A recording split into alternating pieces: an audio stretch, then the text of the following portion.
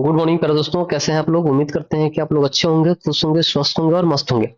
प्यारे दोस्तों, जैसा कि आपको पता है कि हम लोग एक सीरीज स्टार्ट किए थे 1993 से लेकर 2025 तक का जितना भी जीके जीएस या मैथ का जो भी क्वेश्चन है, अभी तक जितना भी बिहार में एग्जाम हुआ है उन सभी क्वेश्चन का हम लोग क्या कर रहे हैं, एकदम बढ़िया सा डिस्कशन कर रहे हैं। ठीक है, और एक एक क्वेश्चन इसमें आपका आ जाएगा। अभी हम लोग स्टार्ट कौन सा चैप्टर किए थे, तो रेशियो प्रोपोर्शन। ठीक है, और इसमें आपका 2 क्लास ऑलरेडी हो चुका है, और ये जो है ये तीसरा आपका है। और इसमें बहुत सारा क्वेश्चन जो था, थोड़ा सा मॉडरेट भी था, थोड़ा सा इजी भी था, थोड़ा सा ठीक ठाक भी था। लेकिन चलिए कोई बात नहीं है, अब हम लोग तीसरे फेज की तरफ बढ़ते हैं। और जो लोग अभी भी बिहार सीजल प्रो 4.0 का फॉर्म नहीं फिलअप किए हैं, तो कल लास्ट डेट है 24 सितंबर तक। ठीक है, तो वो भर ही लीजिए। ठीक है, और जो लोग अभी तक चैनल को सब्सक्राइब नहीं किए हैं, तो वो चैनल को सब्सक्राइब कर लीजिए, और आपको अच्छा लगता है तो ये लाइक शेयर जरूर कीजिएगा। ठीक है, चलिए तो देखते हैं दोस्तों, ये 1993 से लेकर 2025 तक का आपका ये है ना, इसमें हम लोग मैथ का ये कर रहे हैं। अभी बिहार शिक्षक भर्ती का अभी तक कोई नोटिफिकेशन नहीं आया है, लेकिन बहुत जल्द ये संभव है कि आ जाए।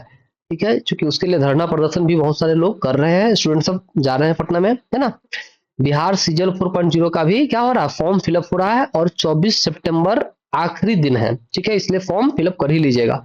ठीक है, बीपीएससी और एडीओ, बीपीएससी का एक फॉर्म है एडीओ। ठीक है, तो वो भी 26, आई थिंक 26 तक है ना। तो ठीक है, चलिए अब हम लोग क्या करते हैं, अपने सेशन का शुरुआत करते हैं। देखते हैं दोस्तों, क्वेश्चन नंबर 1। अच्छा, ये क्वेश्चन जो था आपका, 2-3 क्वेश्चन आपका एच डब्ल्यू दिए थे, है ना। ये क्वेश्चन आपका एच डब्ल्यू था, और जो लोग बनाए हैं तो आप लोग जरूर बताइएगा कौन कौन लोग बनाए हैं। चलिए, कहा दोस्तों कि श्याम राम से 7 वर्ष छोटा है। तो भाई साहब, ये श्याम है और ये राम भाई साहब है ना। और कहा कि श्याम राम से छोटा है, कितना वर्ष, 7 वर्ष छोटा है। अब कहा अनुपात दिया कितना, तो 7:9। जहां श्याम का अनुपात 7 है, वहीं राम का अनुपात कितना है, तो 9 है। और ये जो रेशियो में जो छोटा है, वही क्या है, ये उम्र में छोटा है। मतलब कि 2x बराबर कितना, तो 9, सॉरी 7 है ना। 2x बराबर आपका कितना हो जाएगा, 7। तो x बराबर कितना हो जाएगा, 3.5। 3.5। अब देखिए, x बराबर जब आपका वैल्यू निकल गया कि 3.5 है, अब पूछा किसका है, तो कहा श्याम की आयु। अब भाई साहब यहाँ पे श्याम, तो श्याम कितना है, 7x। तो x बराबर आपका कितना, 3.5, तो 7x बराबर क्या हो जाएगा आपका, इसे गुना करिएगा तो 24.5 ईयर, जो कि आपका ऑप्शन नंबर कौन सा है, ऑप्शन नंबर आपका 2। ठीक है, तो ये आपका एस डब्ल्यू था। इसे जो आपका सीरीज नंबर 2 था मैथ का, उसका 9 नंबर क्वेश्चन था। ठीक है, चलिए नेक्स्ट क्वेश्चन देखते हैं। ये 13 नंबर भी आपका क्वेश्चन क्या था, एस डब्ल्यू था। चलिए 13 नंबर में कहा दोस्तों कि 380 रुपए की धनराशि को ए एवं बी के बीच बांटा जाता है। ठीक है, बांट देंगे। फिर कहा कि जिसमें ए के हिस्से के 5वें भाग, मतलब भाई साहब कि ए का हिस्सा है और इसका 5वां भाग, मतलब 1/5वां भाग। अब कहा कि बी के हिस्से के 1/8वें भाग का संगत अनुपात है। मतलब कि बी के हिस्से का 8वां भाग जो है, और इसका संगत अनुपात कितना दे दिया है, 4 और 7। मतलब इसका 4 है तो इसका 7 है। अब क्या हो जाएगा, क्रॉस मल्टीप्लीकेशन। अब जैसे ही इसको क्रॉस मल्टीप्लीकेशन कीजिएगा तो क्या हो जाएगा, ये हो जाएगा आपका 7a/5 बट्टा हो जाएगा आपका 4b/8। ठीक है, या आप इसको काट भी सकते थे। ठीक है, अब इसको जब करिएगा दोस्तों, अब a/b निकाल लीजिए। ठीक है, चलिए तो अब क्या करेंगे, अब इसका a/b निकाल लेंगे।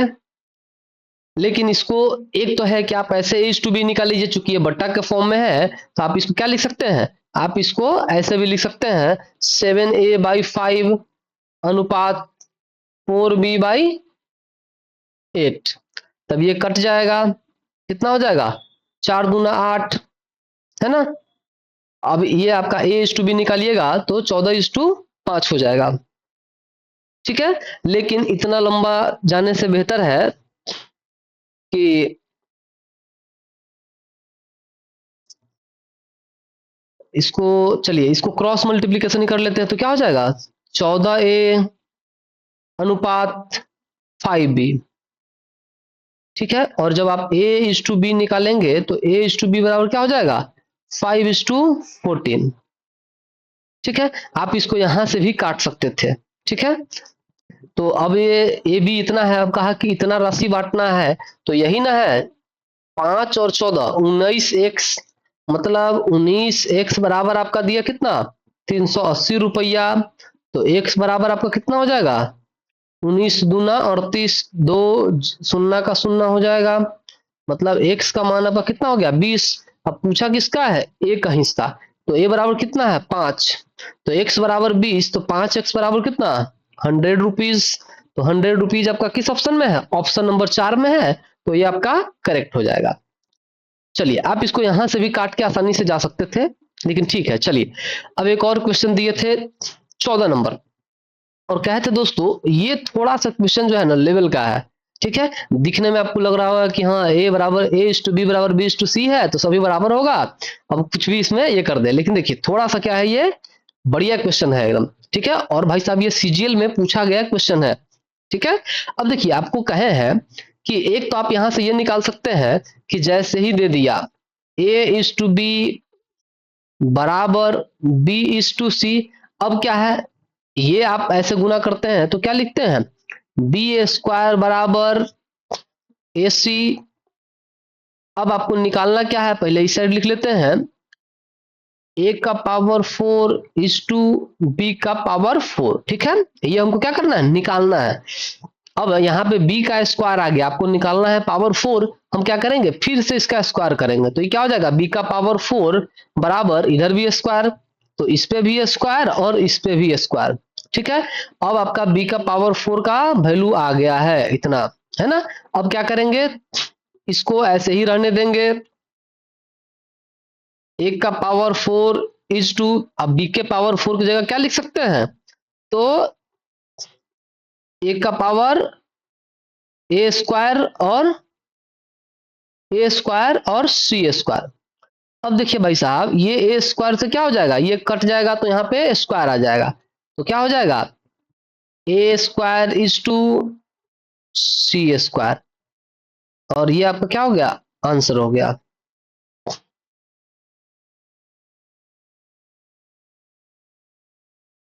अच्छा एक मिनट, ये यहाँ पे a² c² ऑप्शन में नहीं है ना, कहीं मिस्टेक कर दिए क्या। चलिए फिर से देख लेते हैं शुरू से। कहा कि a/b बराबर इतना दिया हुआ है, तो b² बराबर आपका हो जाएगा कितना, तो ac। ठीक है, बहुत बढ़िया।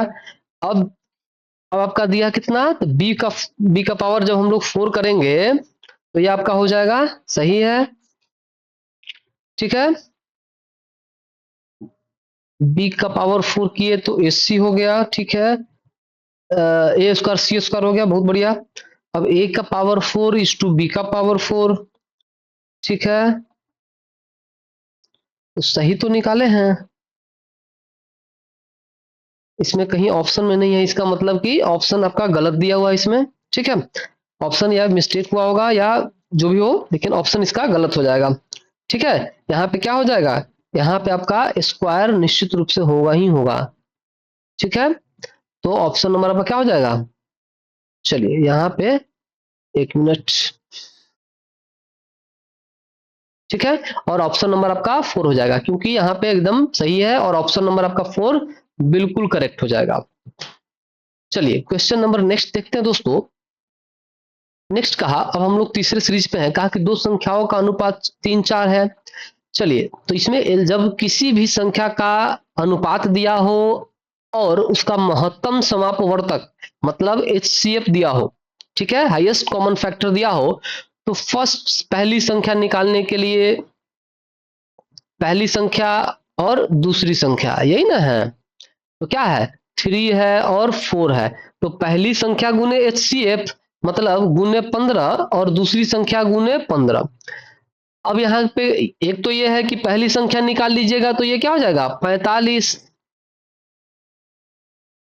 पहली संख्या निकालिएगा तो 45, दूसरी संख्या निकालिएगा तो 60। यहाँ कहा क्या चीज कि तो संख्याओं का योग, मतलब आप उतना कुछ ना करके 4 3 7 है तो 7 गुने 15, 15 सत्ते 105। और ये आपका ऑप्शन नंबर कौन सा हो जाएगा, ऑप्शन नंबर 1। आप इसको जोड़ भी देंगे तभी भी उतना ही आएगा, है ना। तो ये 3 स्टेप बचने से अच्छा है कि एक स्टेप में ही इसको क्या करें, निपट ले। ठीक है, चलिए क्वेश्चन नंबर 2 देखते हैं। क्वेश्चन नंबर 2 कहा कि दो भाइयों ए तथा बी का उम्रों का अनुपात जो है 3 4 है। चलिए दो भाई है तो ए है और बी है, और कहा कि उनकी उम्र का जो अनुपात है 3 4 है। कहा कि यदि उनकी उम्रों का योग जो है 35 वर्ष है, मतलब भाई साहब अनुपात में जो दिया ना कि 3 4 है, और योग में जो कहा वो कितना कहा 35 है, मतलब यही अनुपात कितना है 4 3 7, एक्स बराबर दिया हुआ है कितना 35 साल। तो एक्स जब निकालेंगे तो कितना हो जाएगा 7 पचे 35, तो 5 साल। अब कहा क्या चीज की तो ए का उम्र, तो ए का उम्र क्या हो जाएगा, तो 5 तिहाई 15 वर्ष। तो ऑप्शन नंबर आपका ए बिल्कुल करेक्ट है। चलिए क्वेश्चन नंबर देखते हैं 3। कहा कि ए बी सी की मासिक आय।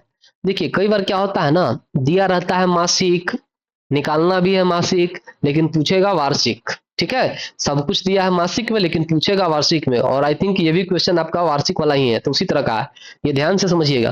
कहा कि ए बी सी की मासिक आय का अनुपात कितना है 3 3 5 है।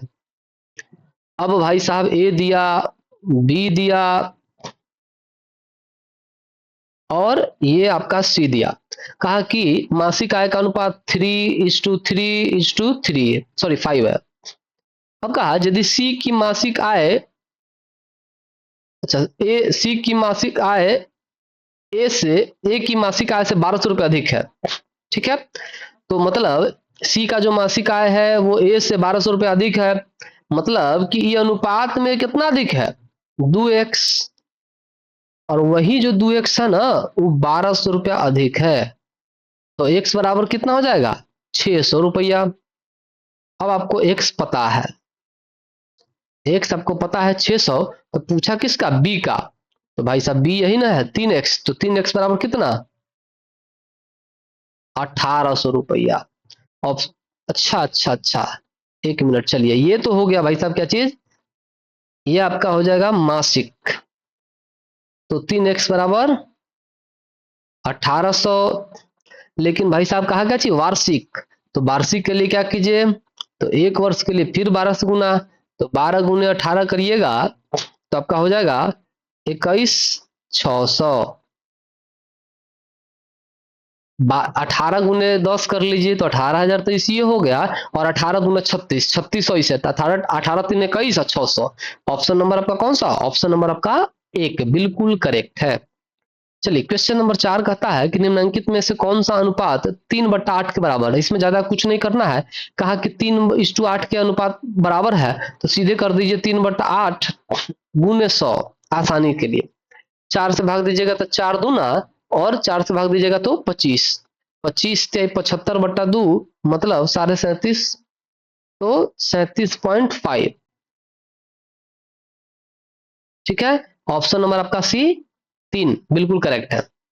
चलिए क्वेश्चन नंबर 5 कहता है कि ए ने 48,000 रुपये लगाकर एक व्यापार शुरू किया। कुछ माह बाद बी 36,000 रुपये की पूंजी लगाकर ए के साथ व्यापार में साझेदार हो गया। मतलब कि ए है, ये क्या करता है 48,000 रुपया लगाता है व्यापार में। अब कहा कि कुछ दिन बाद बी, तो ये बी है, बी कुछ महीना बाद पूंजी लगाकर ए के साथ व्यापार में साझेदार हो गया। वर्ष के अंत में मुनाफा इतना में बढ़ता है, मतलब कि ए शुरू से लेकर अंत तक था, मतलब पूरा साल भर था 12 महीना था, लेकिन बी का नहीं पता है। लेकिन लगाया कितना है, बी 36,000 रुपया लगाया है। कहा कि नहीं पता है कितना दिन लगाया है, तो मान लीजिए कि टी दिन रहा, ई जो टी है ना कितना दिन रहा है वो वाला है, और लास्ट में उसको मुनाफा कितना होता है 2:1, मतलब 2/1। देखिए पूरे पार्टनरशिप जो है दोस्तों एक लाइन का कॉन्सेप्ट है, और ये है कि पूंजी और समय का जो गुणनफल का अनुपात है वो मुनाफा का अनुपात होता है। ठीक है, पूंजी और समय के गुणनफल का अनुपात बराबर लाभ का अनुपात। तो पूंजी गुने समय का जो अनुपात है वो लाभ के अनुपात के बराबर है। ठीक है, अब इसको काटिए तो ये सीधे कट जाएगा, 12 चौका 48 और 12 तिहाई 36, और 3 से काटिएगा तो 3 चौका 12। ठीक है, फिर ये 2 से कट जाएगा तो 2 दूना 4, मतलब 4 दूना 8, तो टी बराबर कितना, 8 महीना। ये महीना में निकाले तो ये महीना हो जाएगा। मतलब भाई साहब कि 8 महीना क्या किया, रहा है, ये रहा है, 8 महीना क्या किया, व्यापार में रहा है। अब पूछा क्या है, कह रहा है कि कितने माह बाद व्यापार में साझेदारी की होगी। तो 8 महीना रहा है, मतलब 4 महीना बाद किया होगा, मतलब 4 महीना बाद। ऑप्शन नंबर आपका ए बिल्कुल करेक्ट है। चलिए मेरे दोस्तों, आप लोग इसको लाइक करिएगा, और जो लोग अभी तक भी इसको सब्सक्राइब नहीं किए हैं सब्सक्राइब कर लीजिएगा। ठीक है, चलिए क्वेश्चन नंबर 6 की तरफ चलते हैं। देखिए ये बहुत प्यारा क्वेश्चन है, कहा कि P plus Q plus R is equal to 1। अब देखिए तीनों को जोड़ने पे एक आता है, आप समझ लीजिए कि मतलब सबका हिस्सा क्या होगा, एक से कम ही होगा, है ना। तो इस कंडीशन में हम लोग क्या करते हैं ना कि सीधा जितना है ना उससे भाग दे दीजिए, और सबके ये बराबर हो जाएगा। मतलब P बाई क्यू बराबर आर बराबर कितना हो जाएगा, 1/3। अब सब क्या हो गया, सब का वैल्यू हो गया 1/3। अब कहा क्या चीज कि तो P is to Q is to R. अब भाई साहब P है, Q है, R है। अब P का मान कितना, तो 1/3, Q का मान कितना, तो 1/3, R का मान कितना, तो 1/3। एक तो है कि सबको काट दीजिए तो 1 1 1 हो जाएगा, बात खत्म। 1:1:1, एक तो ये हो गया। दूसरा आपके पास है कि इसका एलसीएम लेके करिएगा तभी भी 1 आएगा। तो ऑप्शन नंबर कौन सा हो जाएगा, ऑप्शन नंबर 1 बिल्कुल करेक्ट है। ठीक है, चलिए क्वेश्चन नंबर देखते हैं 7। कहा कि 5 वर्ष पूर्व मेरी और मेरी माँ की संयुक्त आयु 45 वर्ष थी। देखिए मान लीजिए कि ये कोई आदमी है ए, और इसकी माँ है तो एम। ठीक है, कहा कि उसकी संयुक्त आयु कितनी थी, 45 वर्ष थी, 5 वर्ष पहले का बात है। चलिए ये हम लिख देते हैं, 5 साल पूर्व कितना था, 45 वर्ष, याद रखने के लिए लिख देते हैं। ताकि मेरी माँ तथा मेरी आयु का अनुपात 4 और 1 है। मतलब देखिए यहाँ पे कहा मेरी माँ, ठीक है, तो ये उल्टा हो गया, खैर इसको चलिए इसको हटा देते हैं यहाँ से। ये माँ और 1 आयु है, तो कहा कि माँ और उसकी आयु कितनी है, 4:1 है, तो 4:1 है। अब ये वर्तमान का दे दिया है, ये 5 वर्ष पूर्व दिया। अच्छा कोई एक चीज बताइए कि कोई भी व्यक्ति अगर अभी 10 वर्ष का है तो स्वाभाविक है कि 5 वर्ष पूर्व क्या रहा होगा, 5 साल पहले चले जाएंगे, यही ना होगा। अब कहा कि 5 वर्ष पूर्व 45 था, तो स्वाभाविक है कि 5 वर्ष इसकी माँ भी बड़ी होगी और ये भी बढ़ा होगा, मतलब 10 वर्ष बढ़ा। 5 वर्ष 45 था पहले, तो 10 वर्ष अभी बढ़ गया वर्तमान में, तो ये 55 वर्ष हो जाएगा। फिर से समझिए, कहा कि 5 वर्ष पूर्व 45 था, ठीक है, तो 5 वर्ष ये भी बढ़ा होगा, 5 वर्ष ये भी बढ़ी होगी इसकी माँ भी, तो 10 वर्ष दोनों मिला के बढ़ा, तो 10 वर्ष जुड़ जाएगा तो 55 वर्ष हो जाएगा। मतलब अब क्या है, जो अनुपात दिया है वर्तमान में 5x, सॉरी 4 1 5x, तो 5x बराबर कितना, 55, तो x बराबर कितना, 11 साल। अब x बराबर आपका 11 साल हो गया, तो कहा क्या चाहिए कि मेरी माँ की आयु है, वर्तमान ही पूछा है तो ये वर्तमान ही है, तो 11 चौका 44 वर्ष, और ऑप्शन नंबर आपका डी बिल्कुल करेक्ट। चलिए क्वेश्चन नंबर 8 देखते हैं। कहा कि दो व्यक्तियों ए और बी की आयु का जोड़ 50 वर्ष है। चलिए भाई साहब ए और बी का आयु का जोड़ कहा है, कितना है, तो ए प्लस बी जो है ये दिया है कितना, 50 वर्ष।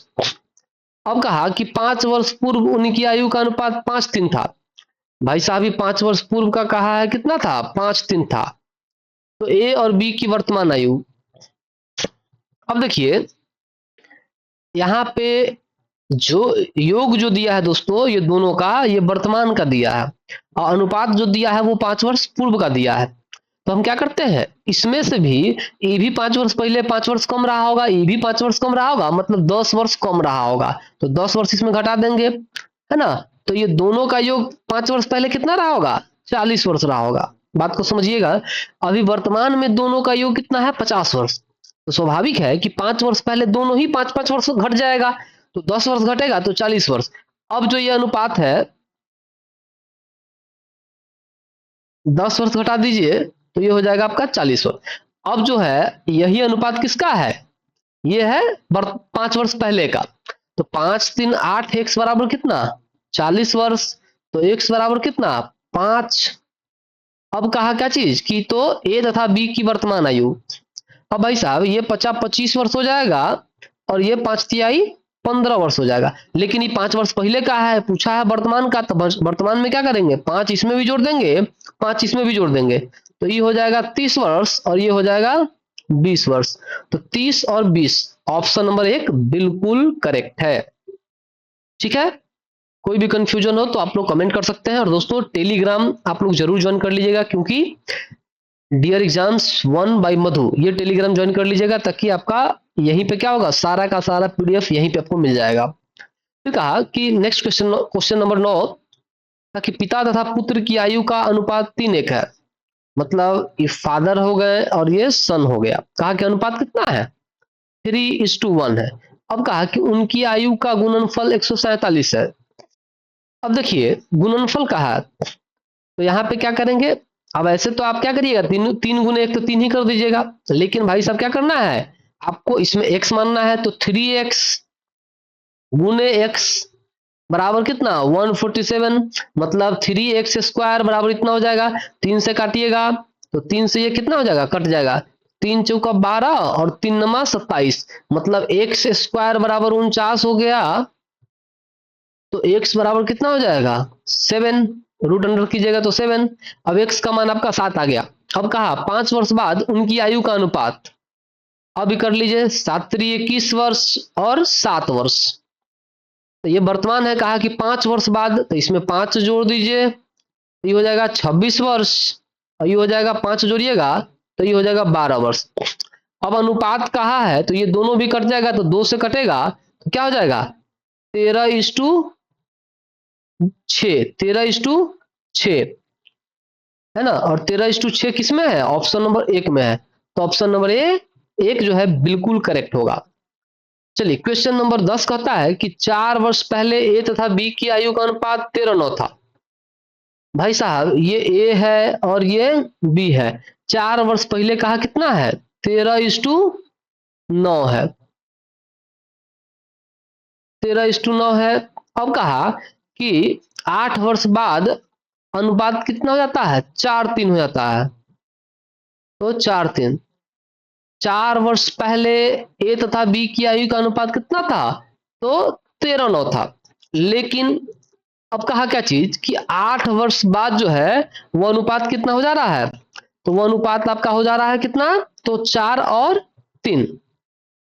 अच्छा, जब पहले और बाद का जब बात करें, यहाँ पे पहले और बाद का जब बात करें ना दोस्तों, तो वो अंतर होता है। अच्छा एक चीज और बताइए, 4 वर्ष पहले, अभी से हम 4 वर्ष पहले मान लेते हैं। मान लीजिए कि अभी 2025 चल रहा है, तो 4 वर्ष पहले जाएंगे तो क्या हो जाएगा? 2021 आ जाएगा। और कहा 8 वर्ष बाद, अगर 8 वर्ष बाद जाएंगे तो भाई साहब कितना हो जाएगा? 2033 आ जाएगा। जब इस दोनों का डिफरेंस देखिएगा ना तो 12 साल हो जाता है। तो इसी डिफरेंस को लेते हैं, मतलब अंतर कितना का हो गया? 12 साल का भाई साहब दोनों के लिए। अब कहते हैं इसका दोनों का क्रॉस मल्टीप्लीकेशन का अंतर और इसका दोनों का क्रॉस मल्टीप्लीकेशन का अंतर। तो 13 तिया 39 और 9 चौका 36। तो 39 और 36 का अंतर कितना? तो 3। तो 3x बराबर अभी क्या हो जाएगा? 12 चौका 48 और 12 36, तो 12 अंतर हो जाएगा। तो x बराबर कितना? x बराबर आपका 4। अब क्या कहता है कि उनकी वर्तमान आयु का अंतर। भाई साहब x बराबर 4 है, वर्तमान आयु का अंतर कहा, तो यही ना वर्तमान आयु है। अंतर कितना हो जाएगा? तो 9 4 13x, तो अंतर कहा है, तो अंतर बराबर कितना? 4x। अंतर बराबर 4x और 4x बराबर कितना? 16 वर्ष। ऑप्शन नंबर आपका सी बिल्कुल करेक्ट। चलिए क्वेश्चन नंबर 11 देखते हैं। कहा कि 600 रुपए को, भाई साहब ये जो है ना, समझिए कि बहुत लेवल का क्वेश्चन है, और इसमें जो है ये क्वेश्चन आई थिंक बहुत समझिए लेवल का क्वेश्चन है एकदम। इसको बना लेना समझिए अपने आप में क्या करना है, बहुत बड़ा बात है, एकदम कम स्टेप में। हालांकि आप इसको बना सकते हैं लेकिन बहुत लंबा जाएगा, है ना, के मान के बना सकते हैं तो बहुत लंबा जाएगा, लेकिन एकदम इसको हम लोग क्या करेंगे, एकदम शॉर्ट फॉर्म में लेके चलेंगे। देखिए कहा क्या चीज कि 600 रुपए को ए बी सी में इस प्रकार वितरित करना है कि ए के भाग के 2/5 से 40 रुपया अधिक, बी के भाग के 2/7 से, बी के भाग के 2/7 से 20 रुपया अधिक। फिर कहा कि सी के भाग के 9/17 से 10 रुपया अधिक, और सभी बराबर है तो ए का भाग। अब चलिए भाई साहब मान लेते हैं कि ए है, थोड़ा सा और स्पेस ले लेते हैं। कहा कि ए है, ए है, बी है और ये सी है। अब कहा कि सभी बराबर है। एक तो है कि आप इसको 600 मान लीजिए, ठीक है, तो तीनों है अगर बराबर है तो 200 है। लेकिन चलिए हम इसको फिलहाल क्या करते हैं, 100 लेके ही मान लेते हैं।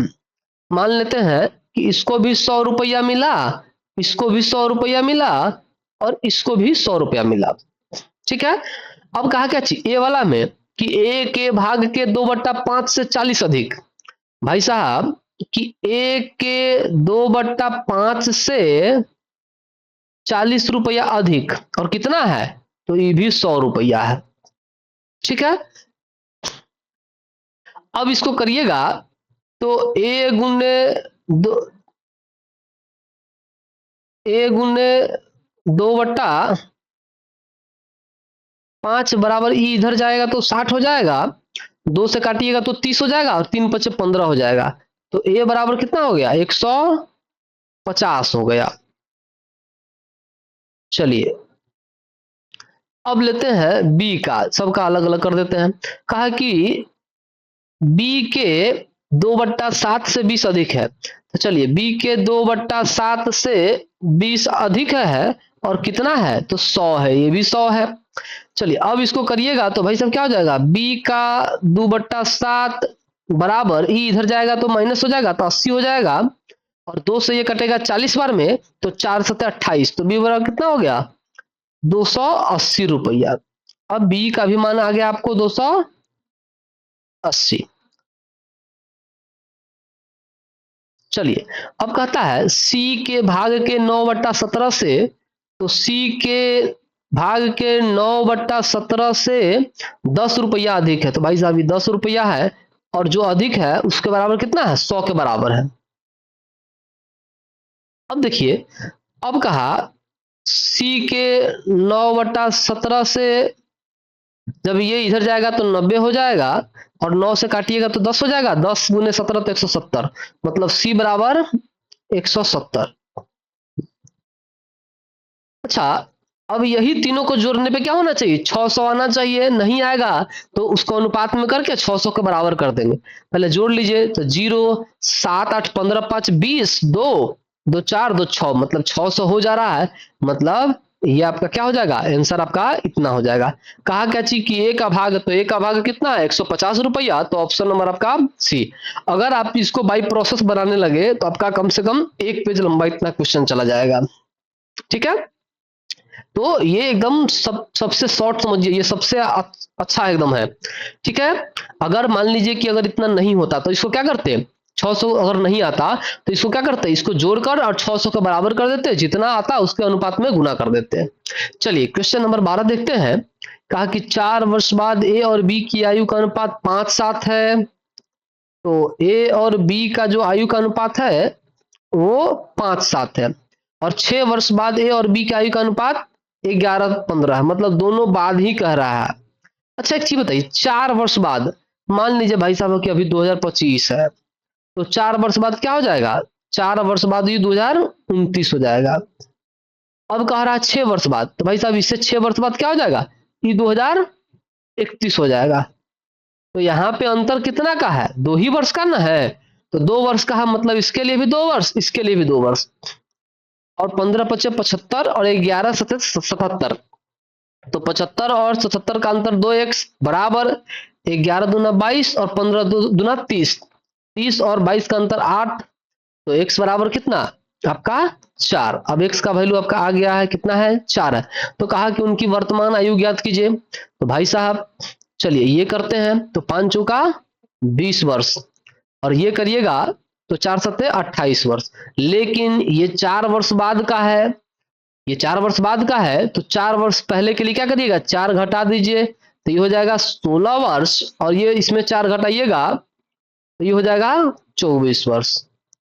तो 16 और 24 ऑप्शन नंबर कौन सा, ऑप्शन नंबर आपका एक बिल्कुल करेक्ट है। एक एक चीज को क्या कीजिए, तोड़ तोड़ के चलिए और ये एकदम आसान आपको, ये आपके लिए क्या रहेगा, बिल्कुल आसान रहेगा। जैसा कह रहा है बस वैसा करते चले आइए।